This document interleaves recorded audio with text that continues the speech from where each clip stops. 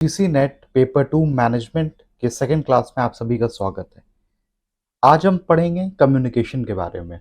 Communication क्या है, उसके प्रोसेस क्या होते हैं, बैरियर्स ऑफ कम्युनिकेशन क्या होता है और उसको ओवरकम कैसे किया जाता है। कम्युनिकेशन कम्युनिकेशन क्या है? कम्युनिकेशन एक प्रोसेस है जिसके अंदर एक इंफॉर्मेशन एक इंसान से दूसरे इंसान तक पहुंचती है, चाहे वो कोई इंफॉर्मेशन हो, कोई आइडियाज हो, कोई फीलिंग्स हो या कोई वैल्यूज हो। Communication is the transfer of information from one person to another. It is the way of reaching others by transmitting ideas, facts, thoughts, feelings, and values.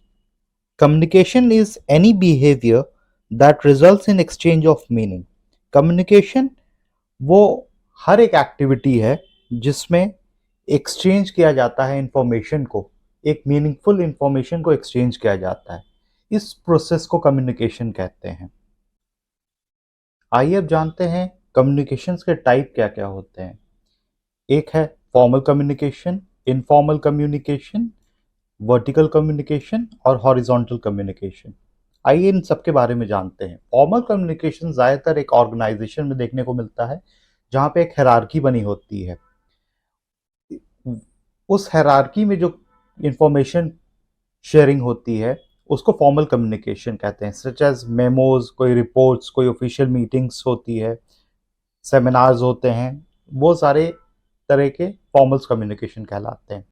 Informal communication क्या होता है कि ये कोई हायरार्की फॉलो नहीं करता है। इसमें दो कलीग्स अगर एक दूसरे में बात कर रहे हैं, वो उस तरह के कॉन्वर्सेशंस को इनफॉर्मल कम्युनिकेशन कहते हैं। कोई हायरार्की फॉलो उसमें नहीं की जाती है। ये कम्युनिकेशन बेस्ड होता है एक रिलेशनशिप पे।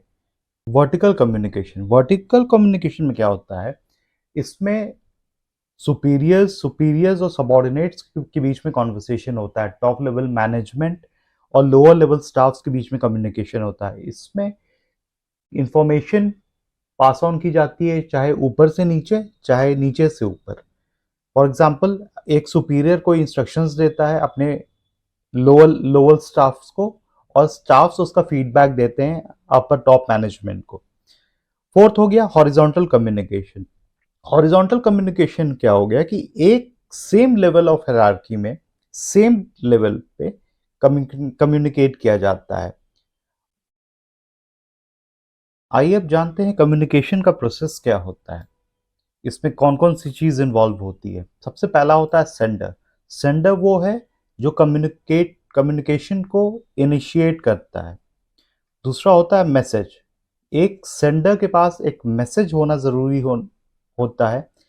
मैसेज हो गया कोई इंफॉर्मेशन, कोई आइडिया, कोई कोई वैल्यूज, कोई कंटेंट, वो एक मैसेज हो गया। उसके बाद फिर आता है इनकोडिंग। इनकोडिंग क्या है? इनकोडिंग एक प्रोसेस है जिसमें एक सेंडर जो है वो एक मैसेज को एक सूटेबल फॉर्मेट में इनकोड करता है।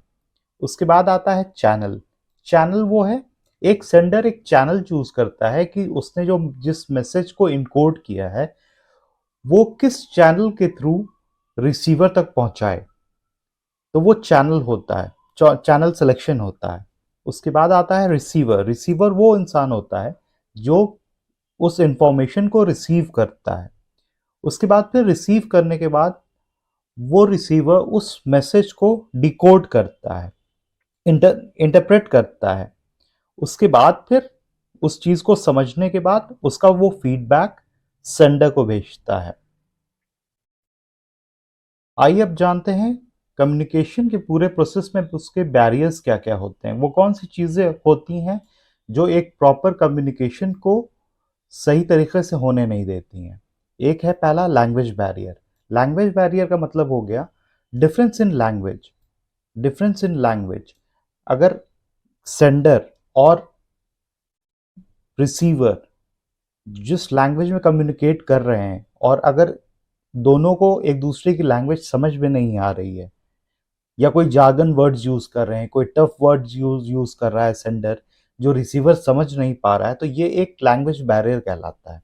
उसके बाद आता है फिजिकल बैरियर। फिजिकल बैरियर का मतलब हुआ कि एक सेंडर और रिसीवर के बीच में बहुत डिस्टेंस है, बहुत नॉइज़ है, अगर उन लोग एक हॉल के एक एंड से कोई बोल रहा है और दूसरे एंड पे कोई सुन रहा है, दोनों के बीच में फिज़िकल बैरियर आ रहा है, बहुत डिस्टेंस काफ़ी है हॉल का, तो वो एक फिज़िकल बैरियर बनता है। अगर उस हॉल में बहुत नॉइज़ है या अगर फ़ोन पे बात हो रही है और बीच में बहुत नॉइज़ है, तो वो एक फिज़िकल बैरियर बनता है। उसके बाद होता है साइकोलॉजिकल बैरियर। साइकोलॉजिकल बैरियर में क्या होता है कि जो सेंडर जो जिस इन्फॉर्मेशन को कन्वे करना चाह रहा है, वो रिसीवर उस मैसेज को इंटरप्रेट दूसरे तरीके से करता है, अपने परसेप्शन के हिसाब से एक्सेप्ट करता है उसको। तो इसको कहते हैं एक साइकोलॉजिकल बैरियर। उसके बाद एक आता आता है cultural barrier. Cultural barrier barrier क्या होता है कि कल्चरल नॉर्म्स होते हैं, एक सेंडर का अलग वैल्यूज होता है, रिसीवर का अलग वैल्यूज होता है, सेंडर का कम्युनिकेशन स्टाइल डिफरेंट होता है और रिसीवर का कम्युनिकेशन स्टाइल डिफरेंट होता है, दोनों का परसेप्शन डिफरेंट होता है। इसको कहते हैं कल्चरल बैरियर्स। उसके बाद फिर आता है ऑर्गेनाइजेशनल बैरियर। ऑर्गेनाइजेशनल बैरियर आता है जैसे हायरार्किकल स्ट्रक्चर्स होते हैं, ऑर्गेनाइजेशन कल्चर जो होता है वो बहुत इफेक्ट करता है एक प्रॉपर कम्युनिकेशन को। आइए अब जानते हैं डिसीजन मेकिंग क्या है, उसके प्रोसेस क्या होते हैं, टेक्निक्स क्या होती है और उसमें टूल्स क्या क्या यूज किए जाते हैं। डिसीजन मेकिंग पहले क्या है ये समझते हैं। डिसीजन मेकिंग होता है एक प्रोसेस होता है जिसमें best course of action decide किया जाता है किसी भी प्रॉब्लम्स का। अब इसमें क्या होता है, आइए इसमें कुछ स्टेप्स जानते हैं।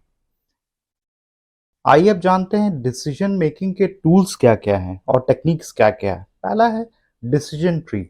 इसमें क्या होता है कि एक ग्राफिकल रिप्रेजेंटेशन ऑफ डिसीजंस बनाए जाते हैं।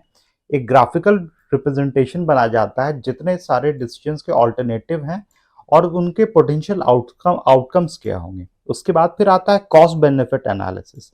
इसमें क्या होता है कि हर ऑल्टरनेटिव्स का कॉस्ट और बेनिफिट्स जो है उसको डिफाइन किया जाता है।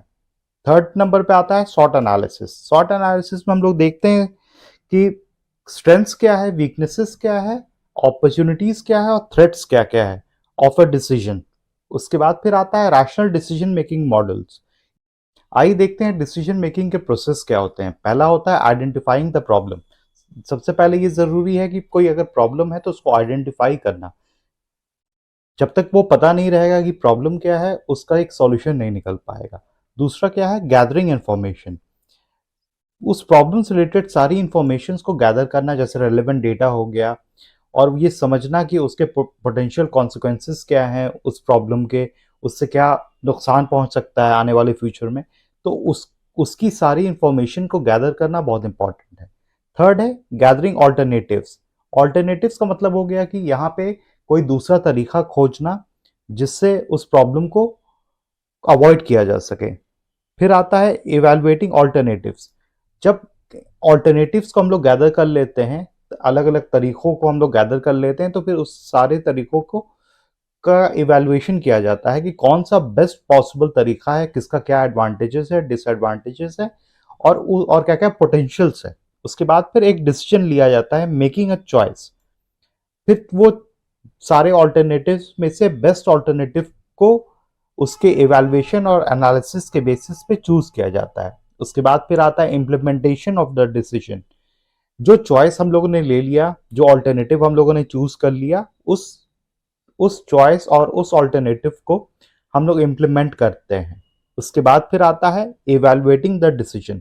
जब वो जब उस इम्प्लीमेंट आइडिया के इम्प्लीमेंटेशन के बाद फिर लास्ट प्रोसेस होता है इवैल्यूएट करना कि क्या वो डिसीजन सही है और क्या वो सही तरीके से इम्प्लीमेंट हो गया है। रैशनल डिसीजन मेकिंग मॉडल्स में क्या होता है कि उसमें लॉजिकल रीजनिंग लगाई जाती है कि क्या जो ऑल्टरनेटिव जो सिलेक्ट किया गया है क्या वो ऑल्टरनेटिव सही है।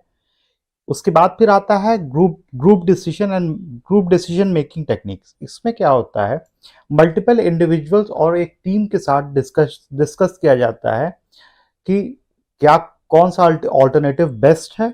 इसमें क्या है कि एक डिसीजन मेकिंग प्रोसेस में मल्टीपल लोग रहते हैं या पूरी टीम साथ बैठ के डिसाइड करती है। आइए अब जानते हैं सॉट एनालिसिस क्या है। सॉट एनालिसिस एक टूल है जो ऑर्गेनाइजेशंस यूज करती है अपनी स्ट्रेंथ्स, वीकनेसेस, अपॉर्चुनिटीज और थ्रेट्स के बारे में जानने के लिए। Strengths, weaknesses, opportunities and threats के बारे में जानने के लिए ये जानना बहुत ज़रूरी होता है पहले किसी भी बिजनेस को स्टार्ट करने के पहले कि उसका स्ट्रेंथ्स क्या है, वीकनेसेस क्या है, अपॉर्चुनिटीज क्या क्या है आने वाले टाइम में, और आने वाले वक्त में थ्रेट्स क्या क्या आ सकती हैं। तो किसी भी बिजनेस को शुरू करने के पहले ये चार चीजें जो है ये जानना बहुत जरूरी होता है। आइए अब इन सबके बारे में डिटेल में पढ़ेंगे। पहला है स्ट्रेंथ्स, दूसरा वीकनेसेस, तीसरा अपॉर्चुनिटीज और फोर्थ है थ्रेट्स। सॉट एनालिसिस, पहले हम लोग जानेंगे कि स्ट्रेंथ्स क्या क्या है।